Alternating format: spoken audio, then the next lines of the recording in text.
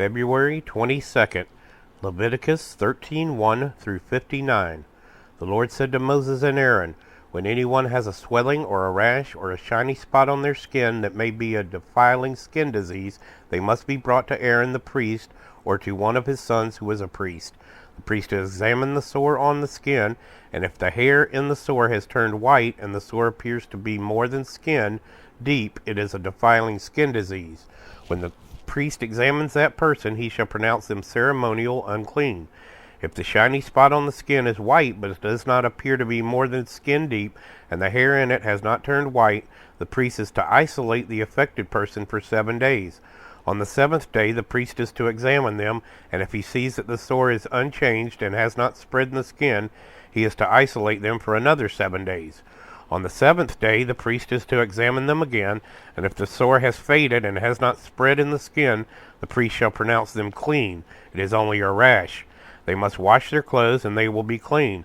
But if the rash does not spread in their skin after they have shown themselves to the priest to pronounce clean, they must appear before the priest again. The priest is to examine that person, and if the rash has spread in the skin, he shall pronounce them unclean. It is defiling skin disease. When anyone has a defiling skin disease, they must be brought to the priest. The priest is to examine them, and if there is a white swelling in the skin that has turned the hair white, and if there is a raw flesh in the swelling, it is a chronic skin disease, and the priest shall pronounce them unclean. He is not to isolate them because they are already unclean. If the disease breaks out all over their skin, and, so far as the priest can see, it covers all the skin of the affected person from head to foot, the priest to examine them, and if the disease has covered their whole body, he shall pronounce them clean. Since it has all turned white, they are clean. But whenever raw flesh appears on them, they will be unclean. When the priest sees the raw flesh, he shall pronounce them unclean. The raw flesh is unclean, they have a defiling disease. If the raw flesh changes and turns white, they must go to the priest. The priest who is to examine them, and if the sores have turned white, the priest shall announce the affected person clean, then they will be clean. When someone has a boil on their skin and it heals, and in place where the boil was, a white swelling or reddish spot appears, they must present themselves to the priest. The priest is to examine it, and if it appears to be more than skin deep, and the hair in it has turned white, the priest shall pronounce that person unclean. It is a defiling skin disease that has broken out where the boil was. But if, when the priest examines it, there is no white hair in it, and it is not more than skin deep and has faded, then the priest is to isolate them for 7 days. If it is spreading in the skin, the priest shall pronounce them unclean. It is a defiling disease. But if the spot is unchanged and has not spread, it is only a scar from the boil, and the priest shall pronounce them clean. When someone has a burn on their skin, and a reddish white or white spot appears in the raw flesh on the burn, the priest is to examine the spot, and if the hair in it has turned white and it appears to be more than skin deep, it is a defiling disease that has broken out in the burn.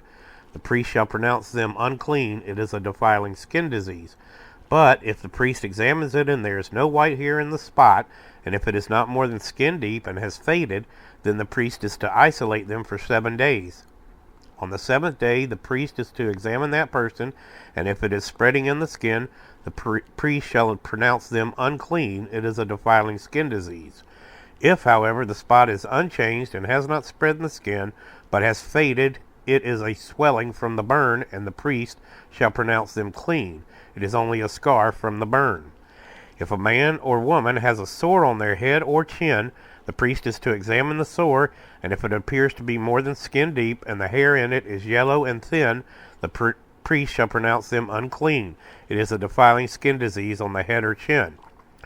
But if, when the priest examines the sore, it does not seem to be more than skin deep, and there is no black hair in it, then the priest is to isolate the affected person for 7 days.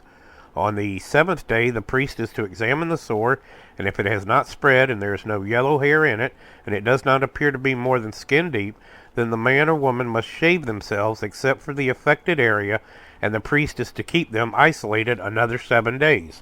On the 7th day, the priest is to examine the sore, and if it has not spread in the skin and appears to be no more than skin deep, the priest shall pronounce them clean. They must wash their clothes, and they will be clean. But if the sore does spread in the skin after they are pronounced clean, the priest is to examine them, and if he finds that the sore has spread in the skin, he does not need to look for yellow hair. They are unclean. If, however, the sore is unchanged so far as the priest can see, and if the black hair has grown in it, the affected person is healed. They are clean, and the priest shall pronounce them clean. When a man or a woman has white spots on the skin, the priest is to examine them, and if the spots are dull white, it is a harmless rash that has broken out on the skin. They are clean. A man who has lost his hair and is bald is clean. If he has lost his hair from the front of his scalp and has a bald forehead, he is clean. But if he has a reddish-white sore on his bald head or forehead, it is a defiling disease breaking out on his head or forehead. The priest is to examine him, and if the swollen sore on his head or forehead is reddish-white, like a defiling skin disease, the man is diseased and is unclean. The priest shall pronounce him unclean because of the sore on his head. Anyone with such a defiling disease must wear torn clothes, let their hair be unkempt, cover the lower part of their face, and cry out, "Unclean, unclean." As long as they have the disease, they remain unclean. They must live alone. They must live outside the camp. As for any fabric that is spoiled with a defiling mold, any woolen or linen clothing, any woven or knitted material of linen or wool, any leather or anything made of leather, if the affected area in the fabric, the leather, the woven or knitted material, or any leather article is greenish or reddish, it is a defiling mold and must be shown to the priest. The priest is to examine the affected area and isolate the article for 7 days. On the 7th day he is to examine it, and if the mold has spread in the fabric, the woven or knitted material, or the leather, whatever its use, it is a persistent defiling mold. The article is unclean. He must burn the fabric, the woven or knitted material of wool or linen, or any leather article that has been spoiled. Because the defiling mold is persistent, the article must be burned. But if, when the priest examines it, the mold has not spread in the fabric, the woven or knitted material, or the leather article, he shall order that the spoiled article be washed. Then he is to isolate it for another 7 days. After the article has been washed, the priest has to examine it again, and if the mold has not changed its appearance, even though it has not spread, it is unclean. Burn it, no matter which side of the fabric has been spoiled. If, when the priest examines it, the mold has faded after the article has been washed, he is to tear the soiled part out of the fabric, the leather or woven or knitted material. But if it reappears in the fabric, in the woven or knitted material, or in the leather article, it is a spreading mold. Whatever has the mold must be burned. Any fabric, woven or knitted material, or any leather article that has been washed and is rid of the mold must be washed again, then it will be clean.